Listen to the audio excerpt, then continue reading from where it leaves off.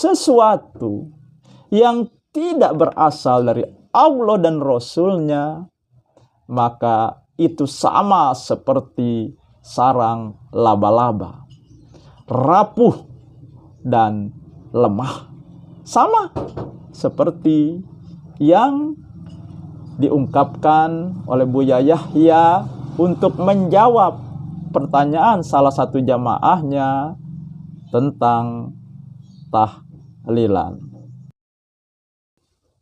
Assalamualaikum warahmatullahi wabarakatuh. Sobat-sobat, kita bersama lagi di channel saya dalam dakwah Islam pencerahan. Sobat-sobat, ya kali ini saya ingin menanggapi jawaban Buya Yahya terhadap salah seorang penanya yang menanyakan tentang tahlilan.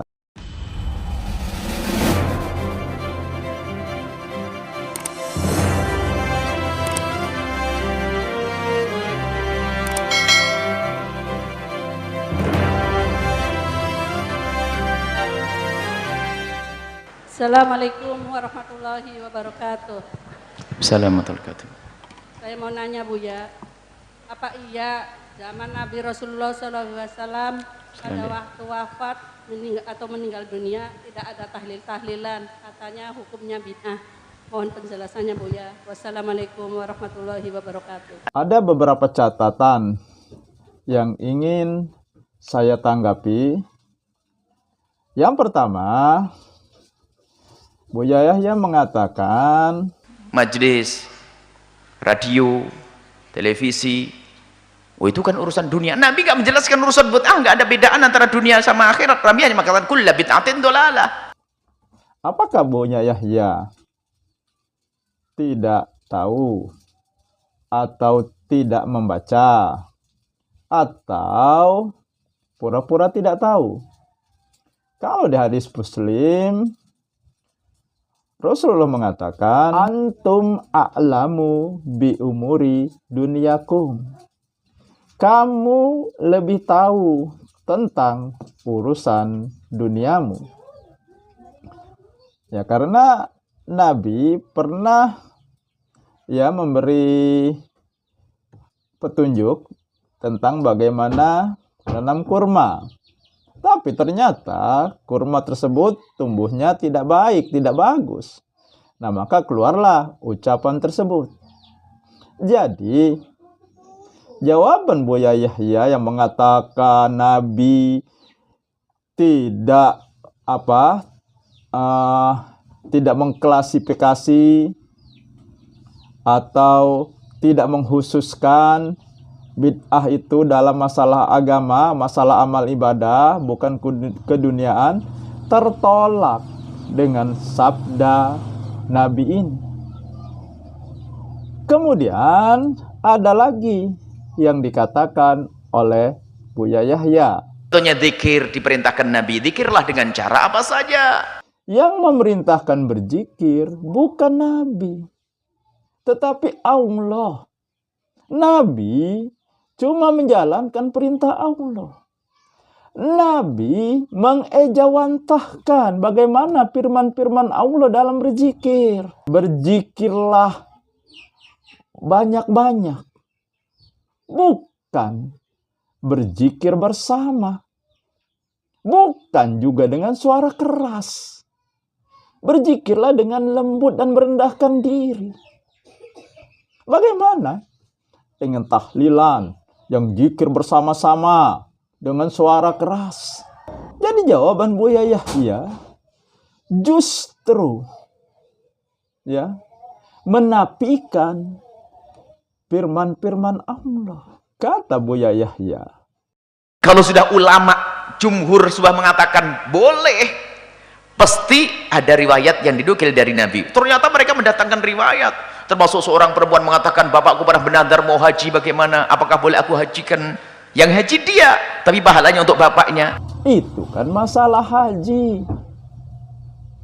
Rasulullah masih hidup. Dan tidak sama dengan tahlilan yang dilakukan.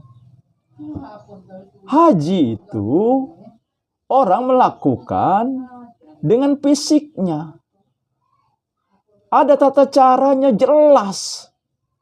Sementara tahlilan, tata caranya tidak jelas.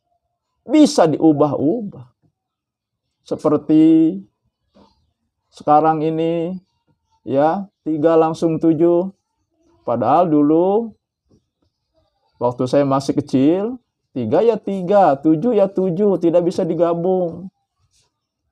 Makanya nanti bisa saja tuh digabung jadi 1. Ya, 3, 7, 40, 100, 1000 setahun, dan seterusnya. Untuk apa? Penghematan. Ya, karena acara seperti ini, tahlilan ini memang menyedot biaya yang cukup banyak. Itu menandakan bahwa amalan tersebut tidak ada dalilnya, tidak ada contohnya. Maka Rasulullah tidak pernah melakukan hal tersebut. Karena ini akan membebani ahli musibah. Sedangkan Al-Quran diturunkan bukan untuk membuat kamu susah. Sebelum ulama, musyawarah para wali. Pengajaran agama yang tidak tuntas dan penyampaian dakwah yang tidak tegas. Jadi beragama enggak tegas, kiai ora tegas. Wis sapa pokoknya kuatir kok nek dibenci masyarakat, kuatir dikucilkan masyarakat supaya berkate lepas. Juga penyebab lahirnya Islam gaduh-gaduh, Islam susah dialog, Sunan Ampel dengan para wali, bagaimana menyikapi adat istiadat lama. Seperti yang pernah tersebut dalam permusyawaratan, yaitu permusyawaratan para wali di Masjid Agung Demak.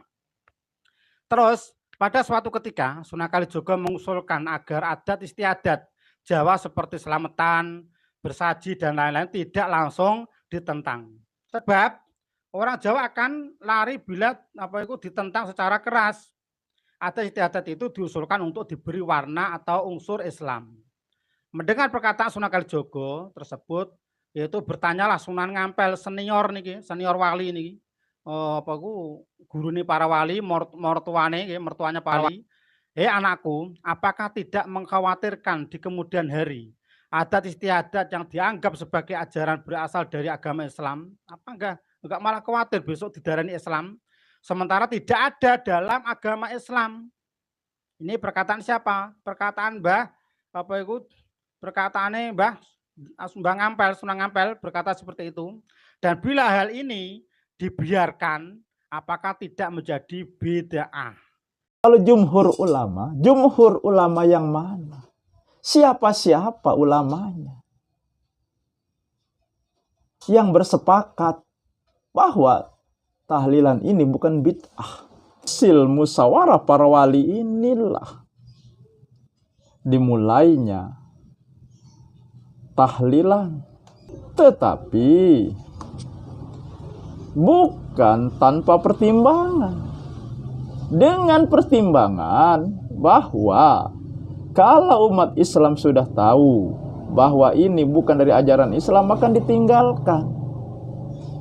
Atau akan ada pelanjut dakwah dari para wali songo meluruskan ajaran yang bukan berasal dari agama Islam ini.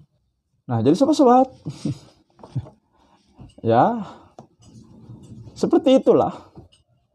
Walau bagaimanapun dikotak-katik, ya dicarikan dalil-dalil, dibikin logika-logika untuk ya memposisikan bahwa tahlilan ini tidak bid'ah. Ya, ternyata sangat mudah dipatahkan, sangat mudah disanggah. Ya, sesuatu yang tidak berasal dari Allah dan Rasulnya, maka itu sama seperti sarang laba-laba, rapuh dan lemah. Sama seperti yang diungkapkan oleh Buya Yahya untuk menjawab pertanyaan salah satu jamaahnya tentang tahlilan. Demikian sahabat-sahabat. Semoga ini menginspirasi dan mencerahkan. Nasrum minal fathun qarib. Wassalamualaikum warahmatullahi wabarakatuh.